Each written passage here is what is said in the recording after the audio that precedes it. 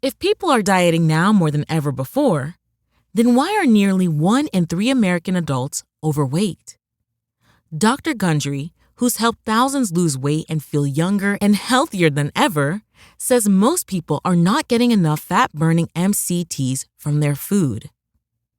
MCTs are a special kind of compound that instead of turning into fat when you consume it, turns into ketones, which is a chemical that breaks down the excess fat in your body. So, by getting more MCTs in your diet, you essentially flip a switch that puts your body in caloric bypass mode, which can flush out excess fat and calories. And he's created an easy way for you to activate caloric bypass right at home. It's called MCT Wellness. This powerful blend of fat-flushing MCT powders and antioxidant-rich polyphenols is designed to help you unlock your body's fat-burning, energy-producing potential. What's even better is that it's a delicious drink. I love how incredible it tastes. All you do is add a scoop to water, enjoy, and watch as you start feeling slimmer and more energized. So, if you want to experience a quick, easy, and effective way to melt pounds fast, go to GundryMD.com/energy and order right now to get up to 53% off your regular price order with a 90-day money-back guarantee. Again, that's GUNDRYMD.com/energy. Shop Plato's Closet tax-free August 2nd through 4th for back-to-school styles. We sell the trendy, gently used styles you need to make a difference in the world and in your wallet for back-to-school shopping. Save up to 70% off regular retail prices by choosing recycled styles. Save even more when you shop tax-free this weekend. Make a change that others can respect and repeat. Shop Plato's Closet in North Charleston and West Ashley this year for your back-to-school looks. Plato's Closet, located in West Ashley on Sam Rittenberg Boulevard and North Charleston on Rivers Avenue. The following podcast may contain discussions supported by science that may be considered dangerous to some listeners and conspiracy theorists. Discretion is advised. The Three Down Greencast is brought to you by the Pile of Bones Brewing Company. Home delivery available in Regina at sassbeerdelivery.ca.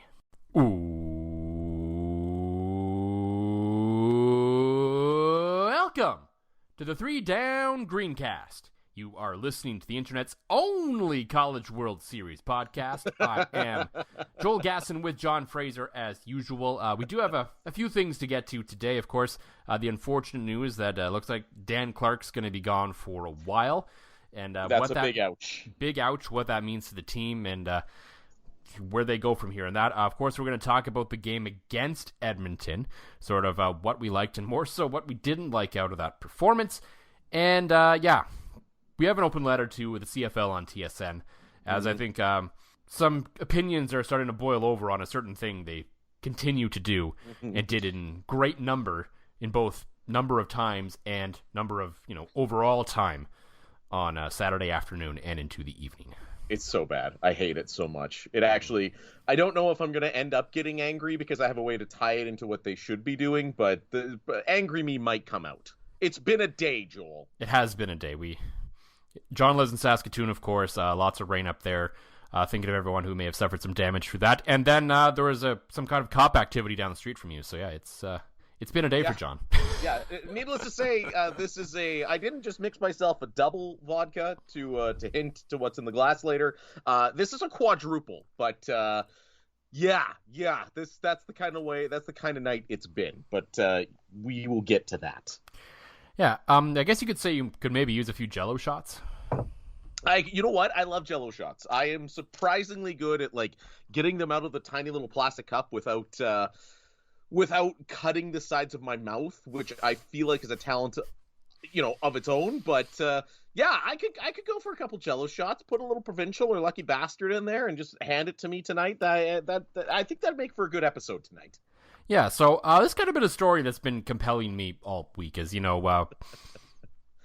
are fans of sort of the college sport experience, especially football, but for this year, even though we have very limited access to up here in Canada, I think we've talked about this a bit on the podcast before, I've been really compelled by the world of college baseball this year. Oh, it's been so good. Like we were talking about this. Remember, we were talking about getting dangerously close to becoming a college baseball and Sergio Castillo podcast, and I think this might drive us even closer towards that. Yeah. So apparently this is a thing because I guess I haven't paid super close attention to the College World Series and college baseball in general in the past. There's a bar in Idaho where they hold the event currently every year. It's called Rocco's. I think it's like Rocco's Pizza or something. Where they have a board. They have a board in the bar for Jell-O shots. Every team that is at the College World Series that year, that's the Men's College World Series of baseball, that's there every year, has their name on the board, and then there's how many shots this Jell-O shot challenge has been purchased by fans or relations or, if you consider yourself affiliated with that school in any sort of way. So this year, of course, Arkansas, Auburn, Notre Dame, Oklahoma, Ole Miss, Texas A&M, and Stanford are all there on the board. For a while, it wasn't close. No. It was them Hogs, the Arkansas Razorbacks, that were running away with it for the longest time. And, giving them a good old whomping, as we like to say about Arkansas. And then all of a sudden, Mississippi would never let they would never let a good time pass. I'm sure Belton Johnson of the Green Zone would certainly agree as an Ole Miss grad. Mm-hmm. They've started marching down a comeback. This might be one of the biggest comebacks in sports history, too. Yeah, like Arkansas was that, so it's only about 4 days into this thing right now, and the last update we have on the board comes a few hours ago, as we record this on a Monday night, by the time it comes out, and by the time it comes out tomorrow morning, because as we speak right now, as we're recording this, the two leading schools, Arkansas and Ole Miss, and it's not even close after that, are currently playing each other. So I can only imagine after said game what is going to happen. So, and apparently before the game even started, someone related to Ole Miss came in and bought 900 Jell-O shots to try and, sort of lower the gap a little bit. So right. Arkansas was at 4,644, Ole Miss 4,579. Just for reference, you see how not even close it is. The third place was Texas A&M at 585. That's just some, brilliant marketing, for one. For two... And then, actually, a little bit after that, someone from Arkansas came in and bought 1,000 Jell-O shots just to regain their lead again. So I don't know what the total tally is at right now. But yeah, at 450 each, this bar has brought in $60K in 4 days doing this. That's impressive. Whoever runs Rocco's, that's who the CFL needs to run their marketing department, is whoever came up with the Jell-O shot challenge. I think the most impressive part too is the spread. Doesn't surprise me that Stanford is only at 100 and some Jell-O shots. No one's surprised about that one whatsoever. Right, that doesn't seem like a good time in a box, but everything else does. And the more I'm exposed to it, the more you see the stupidity on one of my favorite social media accounts, John Boy, the Sickos Committee, another one of my favorite. The more you see the absolute absurdity that is college baseball in the States, the more I'm starting to love it. I almost feel like I have to find a team and start doing Jell-O shots for them. Not necessarily cheer for them. But just an easy one to illegally stream up here in Canada, and I can just do Jell-O shots for them. And I will be their guy, their Jell-O shot guy. Yeah, I always have vodka in my house. Yeah, I haven't had much success finding a ton of links throughout the season. I have found a website now where I've been able to connect to ESPN, which kind of shows all the games from this point forward. So I was watching a little bit this afternoon because I had a day off. Number 2, Stanford actually went down to number 14, Auburn, in an elimination game. So that was Jell-O shots. that was everything that happened. Yeah, I believe I saw a comment online about the Jell-O shot gods have come back to haunt Stanford in this one. So. It's true. And now I can actually, see, the thing I'd be worried about illegal streaming, though, is I just got my computer back up and running thanks to our IT guy, Garth. And it actually works now. It wasn't a 10-minute ordeal to start it up and talk to you. It was this only took 32 seconds. So, I'm kind of on a roll despite the shenanigans of today, despite, my street being flooded literally up to my knees at some points, and then finding out, and this again, if you're having an active police situation with potentially armed people, you might want to let the people on the street know.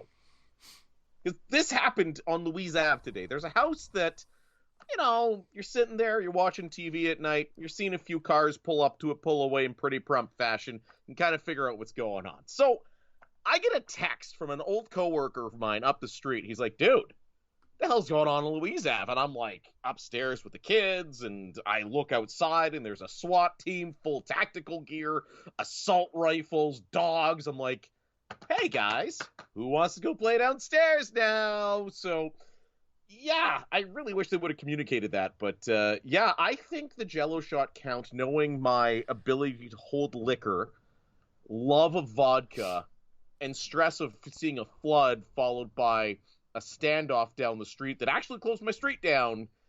I think I could be a solid contributor to somebody tonight. So I almost need to, like, is there a way, like, you can play at home? Is this like Jeopardy where you get the home game if you don't do that well? Like, I kind of want to be a part of this. And I even have a new drinking buddy for when we podcast too. So my setup now has been, I've got the computer back, I got a new drinking buddy, away we go.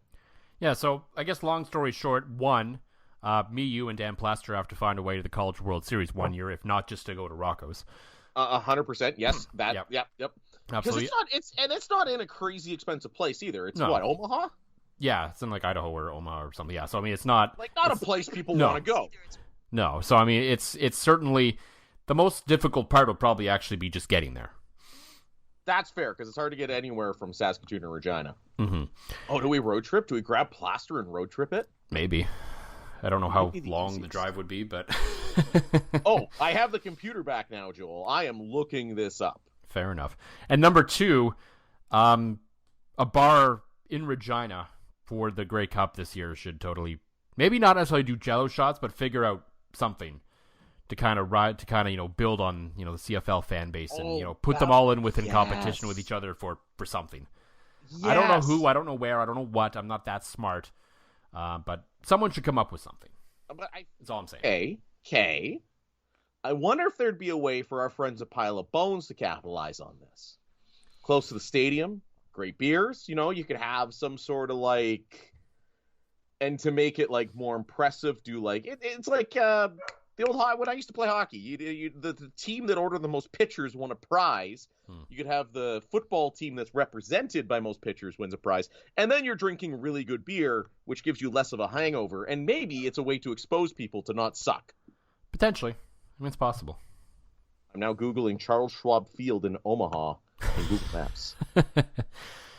I mean, I can do that now. Computer's working again. Yeah. I mean, yeah. It's a whole new day for John. It is. Oh, it's not going to make me any smarter, but... I mean, nothing will at this point. It's on Mike Fahey Street. Okay. I don't know why work is listed as my home address, but... Yeah, it's only a 16-hour drive.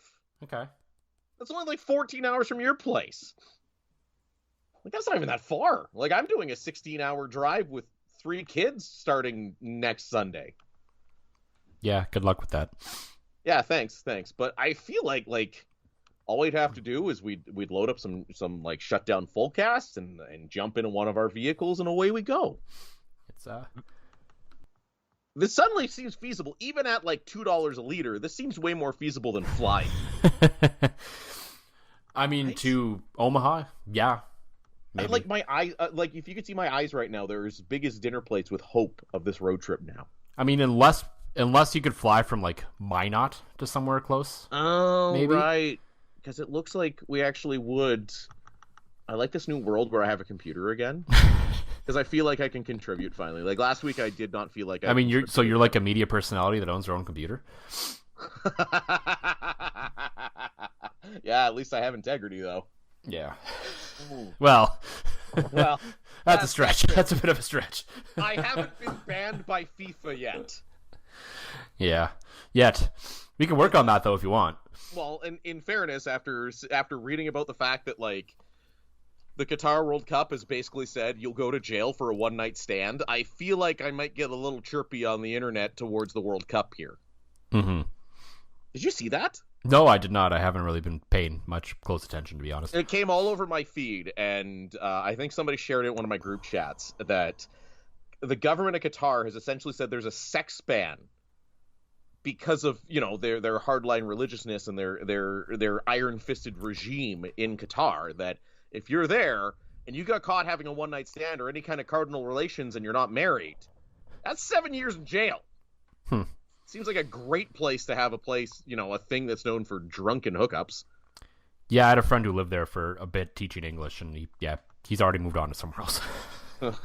I can't blame him. Okay, so we do have to go through Minot anyways. Okay.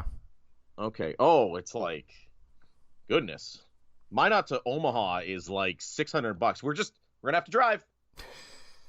That's it. We're packing up and the smartest one would probably be in your Civic. So we're gonna pack up in your Civic. I'm tiny, so I could even fit behind your seat, and not cause any issues. And there we go. Me, you, and Plaster. Dan Plaster doesn't know he's in, but he's in now. He'll be. I think if we asked, he would be in. There's no question about it. We've, like with you, I've discussed much of my love for college baseball recently, and he's on the same wavelength as we are when it comes to this. So, which is why he makes a great replacement John and replacement Joel. Mm-hmm. Whether there's going to be replacements or not coming up, we don't know. For the Riders on Thursday, as they are off to Montreal to open the Alouettes' home schedule. They will be without Dan Clark. We don't know who's replacing him there just yet. We will get into that and much more, as always. But before that, for the Pile of Bones Brewing Company, John, you teased it a bit, kind of gave away something else, but you do have another surprise in store. What is in the ball this week? In the ball. So, one of the best Father's Day presents I think I've ever received. Lacey at a yard sale found a golfer's ice pail. This thing looks like it's from 1970. I will tweet out a photo of it after the episode. I've shown it to you, shown it to a few friends, but like, this thing keeps ice real cold. I'm not gonna, like, I can feel coldness come from when I open it. So, in the glass is my usual vodka pink lemonade. Not the stuff from the site we don't speak about, but just the stuff I make myself because it's tasty and delicious. And I've been slowly filling it up with ice, which has made it burn less and less as it goes down, because that one was definitely strong. And it is provincial vodka again, which means I can't taste it. But I did want to give a special shout out. Yesterday, I was in Lloydminster watching my nephew Noah play football for the Colts. He's an O-lineman, so of course, much appreciation here. My nephew's a lineman, because we love the lineman here. Yeah. If only he'd play full, like he's if built he like played a fullback, then yeah, we'd have to like live stream the game or something. I think so, because they want him to play some fullback, which is awesome for him. But I did grab because you're in kind of Sask, Alberta. Grab some wave pool. That stuff's always so good. I can never find it here in Saskatchewan, but it's always so good. But yeah, so if you hear a rattling throughout the episode, it's because from now on, I will be recording with my ice pail buddy at my desk. Never mind stats. The most important thing is the ice pail buddy. Where you keep your cold takes. Wow. They start off scalding hot. They just cool down quickly. For me, I have from Multinational here in Regina, their Co-Beer of the Year in 2021, Season of the Witch. It's basically kind of a nice dry New England style IPA. So interesting. Always delicious kind of. I mean, Multinational's New England IPAs are just always very good. I've yet to have one of those from them that I did not like. So if you ever see New England IPA on the shelf from Multinational, I would certainly recommend it. Most of the stuff from Multinational in general I'd recommend, but I would say if they had a specialty, it would have to be the New England IPA, and this label is kind of cool too. It's kind of got some little dark to it, a little dark. I do enjoy a good label. I've started learning a love for a good label from the local guys. So, and it's funny. And now that I'm like trying to think off the top of my head, I don't know if I've ever tried anything by Multi. Really?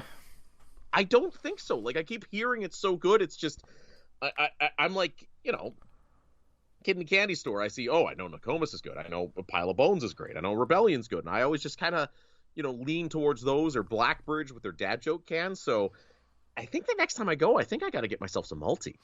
Absolutely. If not next time you're down here, we'll make sure there's some Multinational around. Ooh, that sounds like a fantastic idea, because there is actually going to be a date which I am down there and not just driving through in my minivan with 3 kids for a 16-hour drive. No, not at all.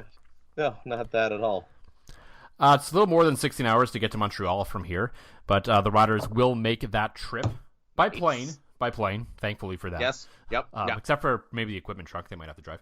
But they are on the way to Montreal on Thursday, where they will start the Alouette season. And unfortunately for the team, they will now be without for the foreseeable future, and I would assume at least the rest of this year, center Dan Clark. Yeah. It was late in the game, kind of not quite garbage time, but pretty much on the edge of garbage time on Saturday night when Dan Clark went down. I mean, he got hurt a little early in the game, but as usual, he kind of got up. But at that moment in the game when he went down, it looked like he kind of got rolled on a bit, and he didn't get up. No. And at that moment in time, you're like, ugh, if Dan Clark's not getting up, this isn't good. I mean, the guy literally rebounded from being thrown out of a car. So, yes. I mean, this guy's clearly as tough as nails, and it takes a lot to keep him down. And when you see the cart coming up for Dan Clark, that's when you're like, oh, shit. Yeah, that's when you really start to feel bad for the guy. And just a huge loss for this team, I think, in many ways. Like, this is obvious. There's obviously, number one, losing your starting center is never good, especially when he is currently probably your best offensive lineman. But also, number two, just the morale. You saw, like, guys get injured all the time, and lots of teammates come over usually to kind of, give them a fist bump or, say, hey, hang in there. You're going to you're going to be fine. You're going to be back, something like that. But, like, literally the entire team came to console Dan Clark in that moment. Yeah. And you don't always see, like, literally every single player coming to the guy in the cart. And that speaks a lot to the character and the presence of Dan Clark in the room. And that's going to be a big loss, too. Huge loss. And I mean, it's you said it right there. This is an offensive line that has been better this year than they were last year. And Dan Clark is by far their best offensive lineman, their most consistent guy. And yeah, out a long time. He confirmed in a rare occurrence for, it seems, this podcast, he announced his injury before we recorded rather than like minutes after we were done. Broke his fibula, shifted his ankle bone, had surgery on Sunday afternoon. So that, especially playing O-line, that doesn't sound like a guy that will be back this season. I mean, if anybody's going to be back this year from that, it will be Dan Clark. I mean, there's still a lot of weeks to go before the postseason, but you said it, Joel. You could tell this guy is a love guy. You talk to anybody, you interview anybody about Dan Clark, they love the guy. He's the glue guy in that room, and as you said, probably their best offensive lineman. So now, if I'm the Riders, though, I am going down to a farm in Weyburn with a suitcase full of money and a brand new pickup truck and saying, "Please come back, Brendan Labatt." Assuming you can find a new pickup truck somewhere. I think you'd appreciate. I thought you'd appreciate that one. I do, because you can't find it. Dodge still has inventory somehow, so I don't know. Through all of this, we're sold out. Like literally a year wait for a new Tundra. My quarter-ton truck, my Tacoma, is over a year wait. So that's, you know what? I feel like Craig Reynolds could pull some strings and find maybe like a slightly new truck, like that just gets returned to the dealer. Some Rider fan has to give it their truck to give it to Brendan Labatt to try to coax him to come back, because I mean, we remember the thing with Weston Dressler when he was released by KC and all the thing. I'm sure there would be a fan out there that would give up their truck for Brendan Labatt to come back. Certainly there would be. I mean, there's probably be somebody in Weyburn who would drive him back and forth for practice if they weren't busy farming, right? So, to me, I don't see another solution. There's nobody else on this roster that I think can bring anything close to the quality that Dan Clark brings, and from leadership and character and being well liked and his football IQ. Like, the only guy I see that's out there who isn't technically retired is Brendan Labatt. And maybe this is one of those offers that you leave a suitcase full of money on his front porch and say, we'll put pen to paper here in about 3-4 weeks. Take some time to get yourself ready. Like, I don't know. I think by this point, like, that conversation has to have happened, because Dan Clark is such a massive hole in this lineup. I mean, I don't know where I feel. Like, I would be surprised, to be honest. I mean, I'm sure that maybe a phone call or a text or there was probably some Jeremy O'Day, Craig Dickinson, someone to some degree probably reached out to him. I wouldn't be surprised if that happened. Right. Whether he, would actually seriously consider it or not at this point, I honestly don't know. It's if there was any sign of him coming back, you'd think you would have maybe heard of something by now, even before the injury. So I really would be surprised. And I mean, I think they're just gonna have to try and find a solution internally. I mean, unless a guy like, I know the internet's kind of having, their discussion right now about maybe hoping Brett Jones gets cut from somewhere in the NFL. Right. And, maybe he suddenly becomes available and that's an option, a road you can go down. But I mean, you might just have to hope that someone internally can do it. And that might require some shuffling. Maybe one of the young guys can step up. I don't know. But they're going to have to figure something out. Because, the offensive line has been better. They struggled a bit against Edmonton. But, I mean, to their defense, Chris Jones still knows how to dial up a pass rush. So he deserves some credit for that, a little bit at least. And this is going to be a tough one to overcome. But I guess the silver lining is they have 16 games to figure it out. Right. Like this didn't happen, the first week of October. No. This you don't want this to happen, especially to a guy like Dan Clark. Yeah. But the timing of it's pretty good. I mean, the only better time would be like the third day of camp. Exactly. when you have time to figure it out, maybe go out and sign somebody, but I don't know if you're going to see. I don't know if you'd see Brett Jones. I'd be shocked. So would I. I'm just bringing him up because that's who some fans online are trying to suggest maybe could become available at some point. I would be surprised if he would explore every single NFL opportunity, and it might be too late by then. By the time all those ran out. So, but even at that, if he explores every single NFL opportunity, I think he's got enough games to have his NFL pension, so he could probably just put his feet up and not risk his body because he's made it out largely injury-free. So, to me, I'm just like, that's the thing with the CFL is basically you go to war with who you've got, right? Mm-hmm. You're not going to make an in-season trade for a Canadian offensive lineman. Like it's just not especially not heading into week 3. No, exactly. Like there's nobody out there. Later, closer toward the end of the deadline, maybe you can coax, maybe not like a guy who's going to transform your team overnight, but maybe you can get some depth out of Edmonton or something for a 7th round pick or something, right? But right, exactly. That's about the best you're going to do, and that's not going to be for a number of weeks still, essentially. Right, and therein lies the problem. That I don't have enough faith in what I've seen in the ability to develop some of these guys behind the offensive line, some of the backups, to think that this is going to be anything but a disaster. That's why I think you bring back Labatt for that veteran presence, that glue guy. Like he's another guy, you and I can tell from our years covering the team that he's a well-liked, well-respected guy with a high football IQ in the mold of Dan Clark. Mm-hmm. I'm not saying him and Dan Clark are interchangeable, especially not after a year off, but, all of a sudden maybe you bring Labatt back to play, right or left guard, and you're just taking that little bit of pressure off of that young guy that's all of a sudden now going to be the guy under center, and maybe you Brennan switched to center in the past when Dan Clark got injured, so... He did, but I know Labatt also signed with a clause in his contract that said he was not to be used as a full-time center. It is not his favorite position. And I can tell you with that is firsthand information that Labatt does not like playing center. No, I've heard that before, that he doesn't like doing it for sure, yeah. That was right. That was a pretty big reason why he left Winnipeg, wasn't it? Yeah, it was a huge reason why. He was assured that in his contract from Saskatchewan when he eventually signed here. So that's why I'm thinking it's easy. Like he's got the IQ, he's got the ability. It's just something he's not comfortable with, something he doesn't like doing, and something he fears injuring himself. I think it came down to he doesn't like the fact he has to snap the ball, then get in a defensive position basically instantly. Mm-hmm. Not that he can't. It's just something he's not comfortable with doing, as he fears it could injure himself. Right. So, yeah, which it's fair. It's entirely fair. He's not wrong. Right. So I think. You bring in a Labatt to kind of energize the room. You bring him in to play guard. You bring him in to teach the guy that he's going to be either on his right or left to recognize blitzes, to do things like that, right? So that's why I think you bring a guy like him in, and that's why I think you have to seriously have that conversation. And if you're Labatt, that's one way to maybe.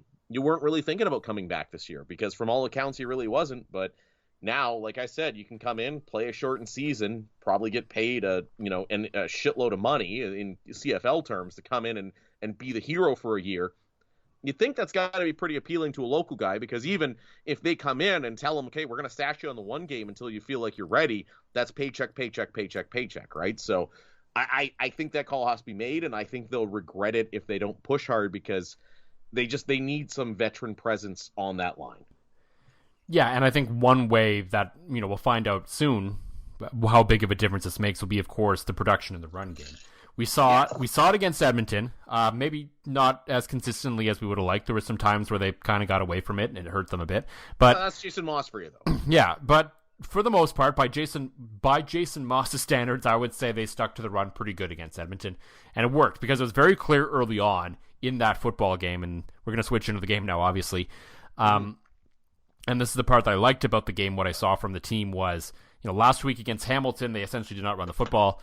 This week, they got some traction on that very early, and then, for the most part, at least by Jason Moss standards, stuck with it, and Jamal Morrow had a big game busting out for 126 yards. He added a few more through the air, was probably the team's best player all around, and that effectively won them the football game because I think it slowed it down at times where they were making too many mistakes that kind of kept Edmonton in it, and it sort of wore down Edmonton enough to make sure that, despite the errors that they made that we will talk about in a bit that kept Edmonton in the game, they were able to wear them down enough to make sure that they could take the shots late to secure the win.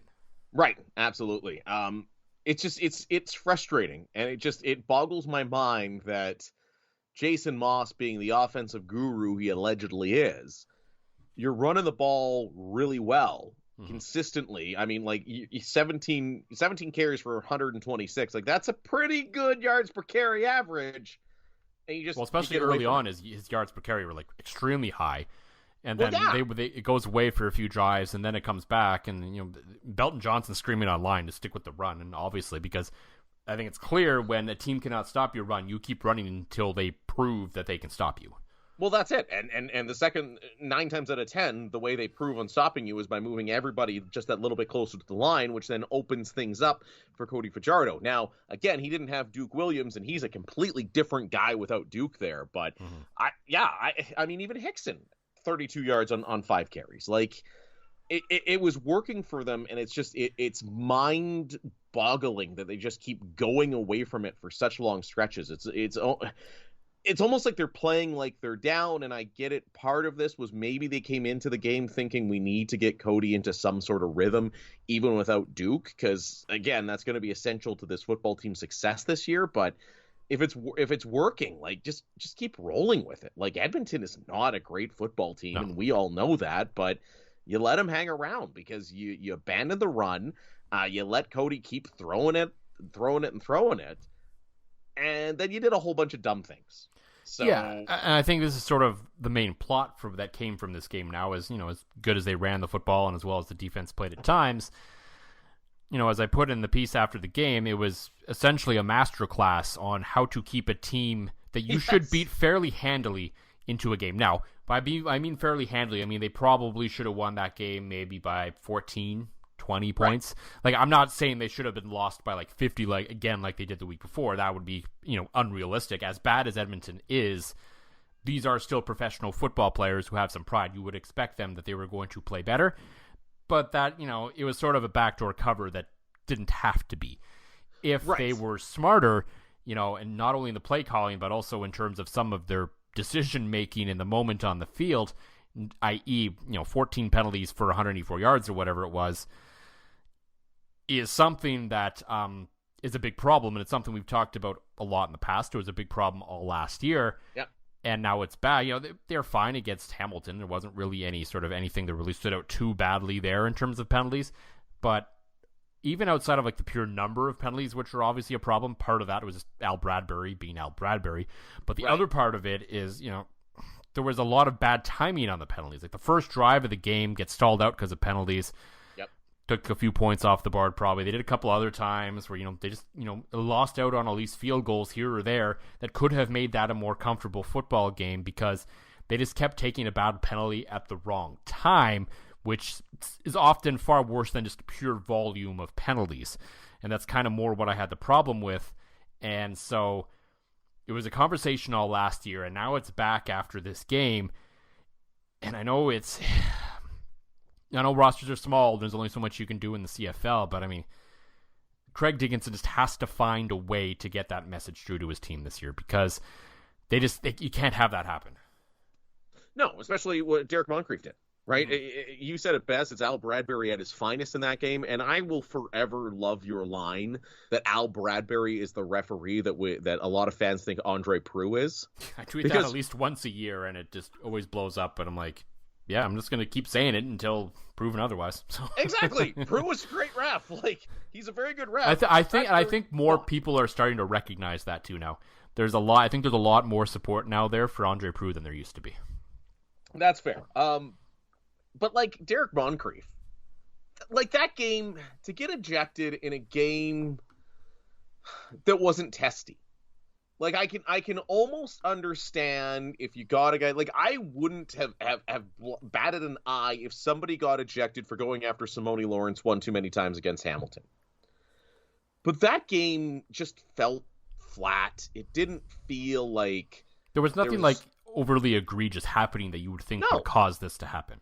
Right. And that is the ultimate boneheaded play, especially as you mentioned, because the rosters are so small in the CFL. To get ejected at a nothing kind of time, and yeah, okay, you can blame Al Bradbury, but don't put yourself in that position. Like, there was no brawl that broke out. There was no late hit that you were standing up for somebody else. It was just dumb, to use one of our favorite terms. Like, it was just a dumb penalty to take and to get yourself tossed out because of the two misconduct rule, right? So, yeah. This game, to me, although the Riders won and are 2-0, kind of showed everything that you and I talked about being concerned about. Mm-hmm. You know, they were very vanilla. Cody was good, but not great.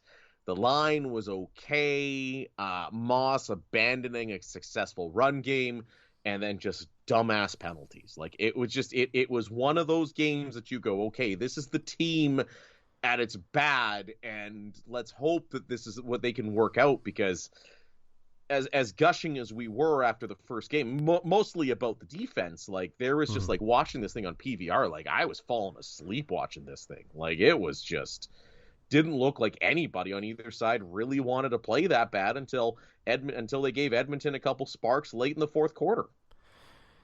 Yeah, and I mean, that's, always a concern, and I think we've seen it from this group before where they go into a game, after a good game, and especially up against an opponent what they should probably beat fairly easily, and this tends to happen to them, and I don't know the explanation for it. I know people can, like to lay that at the feet of the coaching staff, but I think sometimes players got to look in the mirror too, and, kind of figure that out for themselves as well, because yes, part of the coach's job is preparedness and, having the guys prepared and mentally prepared and getting up for games and all that kind of stuff. But it's also sort of an internal thing that you have to figure out yourself as well, right? Yeah. So there's only the coaching staff. Professional athletes. Yeah, the coaching staff can give you the greatest pregame speech in the world. It isn't necessarily going to do anything for you, quite frankly. They probably told them all week not to underestimate these guys and be ready and this and that and the other thing, and it still didn't materialize.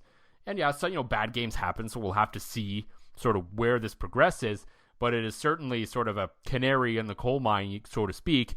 The canary is not dead yet, but, it's squawking. It's squawking. It's starting to be like, hey, there's something going on down here. Maybe we should pay attention to it. And it'll be now it's up to the coaching staff and the players internally to make sure that they clear the air out of there. Well, this is a veteran group. Mm-hmm. Like, this is largely a veteran group, and like to see these penalty numbers come up, like you would expect that out of some of the younger guys, coming in and maybe being hot, but like Derek Moncrief has NFL experience, right? Like, you look at these guys that are committing some of these fouls and keeping teams in it, like you've been around long enough to know. And you're right. I think it's time that they take a deep look inside, and much like the Dan Clark injury, I think it's good when teams, bleed their own blood a little bit, to take one of my favorite lines from Dodgeball, that nobody makes them bleed their own blood. It's good that they kind of have a stinker early on. And again, I don't entirely disagree, but I think sometimes winning tends to take the sting out of that a little bit. Sometimes when you do screw up so bad that you make a game of it, it almost helps if you actually lose to get the point through sometimes. No, I agree with you, and I feel like this game in Montreal is set up. If they play like they did in Edmonton last week, this game in Montreal has not only trap game written all over it, but it's got like I think you're taking an L. Like Montreal, they're going to have a bunch of fans. I mean, Montreal's a tough spot has always been a tough spot historically. Oh for yeah, them. So yeah, I would not be surprised. Yeah, even the Montreal's a tough spot to play when the Montreal's been a bad football team, and Montreal's been a decent football team the last couple of years. So and plus you got ownership coming out saying, yeah, everybody come on out. I'll give 100 tickets to minor football fans. I'll give ticket deals. And this is a Montreal team that their 2 losses are by a combined 4 points. And will want nothing more than to right the ship, so to say, against Saskatchewan in a building that's always been tough for the Riders to play in. Mm-hmm. You mentioned the Montreal ownership, and I'd say there's probably a pretty good probability that we may hear from one Gary Stern, given the way he's kind of been fun on Twitter to start this year. Right. I feel like there's a pretty good probability that we're going to hear from him at some point during the broadcast. And oh, no. I mean, I don't know. He's probably already had his in-game interview, but given his greater profile now, there might be another one coming. Just not in-game. Like, that's yes, bad. As everyone knows, on Saturday, the CFL on TSN was, of course, the Hall of Fame game, which I understood to a degree. And for the most part, I will say, during the Hall of Fame game earlier the day, I know you're golfing, so you probably didn't see it. I shot a 38. Shot my best 9 holes ever, by the way. Yeah. And so what happened during that game, they had Hank was, I think, really the only in-game one, and I was late in the game, and Hank can be a color analyst, so I'm not too concerned about him being in the booth. Exactly. They did that one right. Yeah, all the others were kind of short, quick hits, and the entire pregame show was just talking to half the class because there was 2 classes going in, so it was 13 guys they had to roll through. Well, some of them weren't there for obvious reasons, but they had, a number of people to roll through to talk about this, and a number of them were during pregame, which was great. I'm glad they used the pregame to talk to a bunch of them. And then perfect time for it, right? I mean, the pregame is 90% the same shit we see every week anyways. Yeah. And otherwise, it was mostly Shinetti on the sideline, a quick hit. You missed maybe one play, and then they were back at the game. Exactly. And then the Riders Elks game came around. Oh, God. I believe it was in the second quarter Victor Cui came on. I think so, yeah, because I saw him come on, and I extra fast-forwarded because, like you said, I was golfing that afternoon, and I with my curling buddies, and I watched the game on PVR once I got home. And it wasn't like one of your favorite things where I get a little drunk and watch the game. I was literally, it was 32 degrees outside. I was sitting there with a jug of water and BioSteel watching this game going, okay, I need to make mental notes to do the pod coming up in a couple days. So, but yeah, I think it was second quarter he came on. And yes, we all want to hear from Victor Cui. Do a fantastic job in Edmonton. We've sung his praises on this podcast, and we'll continue as long as he continues to do a good job. Mm-hmm. But he was on with friend of the show Dustin Nielsen and Glenn Suter for an exorbitant amount of time. I believe it was over 10 minutes. It was excruciatingly long. There was even a point where it kind of sounded like Vic Cui made a sort of a quip, kind of hinting that he didn't even really want to be there anymore. And this is a guy who wants to do media, who wants to be out there, who wants to get the message out. And he was so essentially okay, guys, let's get on with this. And it was long. It took, it's one of the best plays of the game happened in that moment, and that was before he got kicked out, the Derek Moncrief interception. That was incredible because without fail, anytime they have someone on for an extended period of time, something incredible happens, and the moment gets taken from it because we don't get, the experience of the game, the sounds of the game, the calls of the game in the moment. Instead, we get whoever they're talking to.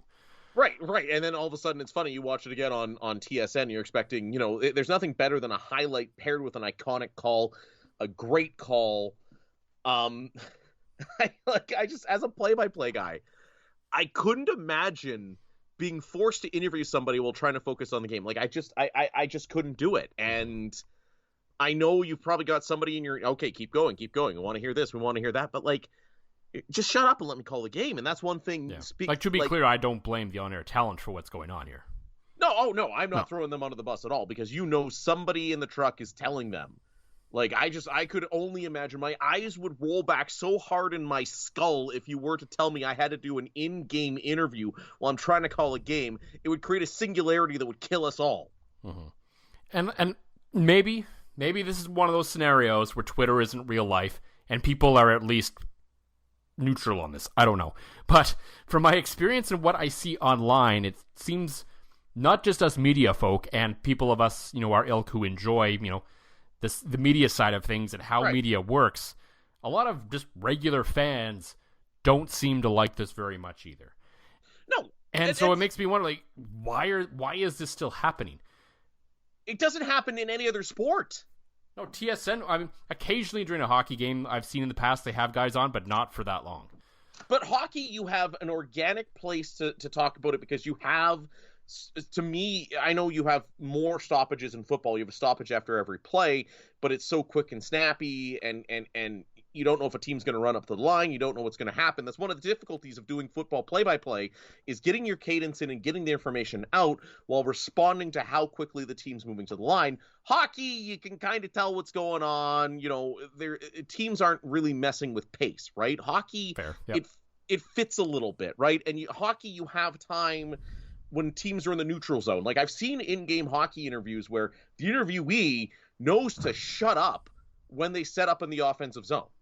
Right? They let the play-by-play guy do his thing, and then, okay, that one's dumped out. So you were saying, right? And you've seen it in hockey. Football, you don't have that. Football, every play can be something, and nothing play can turn into something, and it's the beauty of calling football that you never know what you're going to get, and there's never that lull time. You're never just saying they dumped it in 17 different ways. That's the beauty of the sport and the beauty of calling that sport, and why I love calling the sport, and it's what makes it terrible, that you have these terrible in-game interviews. And like you said, Victor Cui making a tongue-in-cheek comment that he didn't want to be on air anymore. You go to Max Kerman of the Elks during the Grey Cup, which I've watched about 17 times over because A, one of my favorite bands, B, the Bombers won. Him literally saying, hey, hang on, I want to watch this play. It's not a sport that's set up for it, and I don't understand why they keep doing it and why they think it's a good idea. I get it. Maybe you're trying to get people engaged, but it's not working. It's a terrible idea. It's an awful idea, and it needs to stop. It takes away from the interview, and it takes away from the game, and you're essentially accomplishing nothing. Right? Exactly. You're doing two things badly. Neither of them. The interview might be great, but you're still going to be mad because you missed the play. Mm-hmm. And I mean, at least now at least it's not as bad as the Keith Urban interview. That to me still stands out as the worst. Right? What does Keith Urban know about Canadian football? Yeah.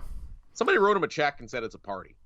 Yeah. And Keith Urban put on a good show. I'll give him credit for that. But hey, so you're going to put on a show, cash your check, and now you got to go up into the booth. And I don't know if some egghead at TSN thinks it's bringing in a younger audience because it's not. It's just, it's brutal, it's terrible, and it needs to absolutely stop. I remember last season, one of the higher ups at TSN actually tweeted at me after I complained about the one against that was BC such last a year. Pretentious fucking response. Yeah, I'll never forget that. I'm not going to out who said it, but it was definitely, to me, it was a moment that I was like, okay, this explains a lot about the CFL on TSN. If, any sort of constructive criticism is taken in this fashion, it just says a lot about sort of what's going on with TSN and why essentially nothing's changed in 20 years on the CFL on TSN. Well, that is exactly it, Joel, because, again, I don't think, outside of maybe occasionally in this podcast when I'm, a few drinks in and a little fired up, that I don't think you and I are unnecessarily harsh on anybody. We're not the guys that have a scheduled rant. We're not the guys that need to find a whipping boy that's not Sam Hurl. We're not the guys that need to go out and be pissed off every week. And even I feel like on social media, we're the same thing, where our criticism comes from a place of, we like your product. Hey, and this is probably going to sound arrogant, but hey, I'm in the business. I watch a shitload of football. I don't think this works. It's not in a way that's that other podcasters have done, that it's hey, F you, F you, F you, F you, you're all terrible, right? It's more of a hey, I don't like this. People I talk to don't like this either, so maybe you should improve. But I'll never forget that saying that daring to compare that response, and it's got me angry now that I think of it. Daring to compare the CFL panel to the best panels in sports, right up there with the NBA on TNT. Come on. You're nowhere near. You couldn't sniff Charles Barkley's sock. You're not even in the range of anywhere near to having a good panel. You're not. And it looks even worse now that the NHL on TNT comes out, and they're awesome. And even Hockey Night in Canada goes out and gets Jen Botterill and Kevin Bieksa, and they're much less terrible, minus Ron McLean's word salad to come in and out of every single break. Like, you're right. It always starts at the top. Shit always flows downhill. And I'm upset that you almost reminded me of all this because of the arrogance that was there, because I thought this was like, hey, maybe they'll finally listen. No, their heads are so far up their own asses that they're not going to do anything about it because they think they're great. Yeah, that pretty much summed up most of my thoughts at the time and continue to essentially form from that. Because the simple solution is, yes, we all want to hear from Victor Cui, and Victor Cui should be a big deal because, as I said in my piece on 3 Down, I believe he can be a great agent for change for this entire league, but we don't need most of the halftime to be the panel. Do a panel segment, and then come back from break, and then have this great segment with him in this big pre-produced piece with really compelling questions and answers and footage and the whole thing, and then you make that the moment of halftime. It's not hard. But even if you wanted to do it on a whim at halftime, let's face it, those sideline reporters that the CFL and TSN have are among the best in sports. Yes. I mean, Shinetti's awesome. Claire's awesome. Sarah Orlesky's a frickin' Winnipeg legend by this point, right? And Farhan Lalji. You have 4, I would argue the CFL on TSN has better sideline reporters than what the NFL does. That just spout cliche, I talked to coach about cliche, right? I think it'd be a great time to show off their talents. Anything's better than talking to them in the middle of the game. Absolutely. And it's not like you're trying, I could get it if you're trying to shelter maybe a young broadcaster or something, you don't want to put him in that spot. Go back to the stadium for 5 minutes. Talk to your interview subject. We don't want it during the game. Nobody wants that. And you're taking away from your own product. You're making it harder on your own producers because now they want to cut compelling highlight packs. And what if the play of the year happens while Victor Cui is talking about, season ticket renewals? Because we all know that's going to happen. Stop it. Stop it, please. I feel like I'm talking to my children when I'm talking to this. And one thing we can promise, none of these people are likely to ever appear on this podcast. That's fair, but I have been surprised before by who listens to this damn thing. Yeah. Shop Plato's Closet tax-free August 2nd through 4th for back-to-school styles. We sell the trendy, gently used styles you need to make a difference in the world and in your wallet for back-to-school shopping. Save up to 70% off regular retail prices by choosing recycled styles. Save even more when you shop tax-free this weekend. Make a change that others can respect and repeat. Shop Plato's Closet in North Charleston and West Ashley this year for your back-to-school looks. Plato's Closet, located in West Ashley on Sam Rittenberg Boulevard and North Charleston on Rivers Avenue.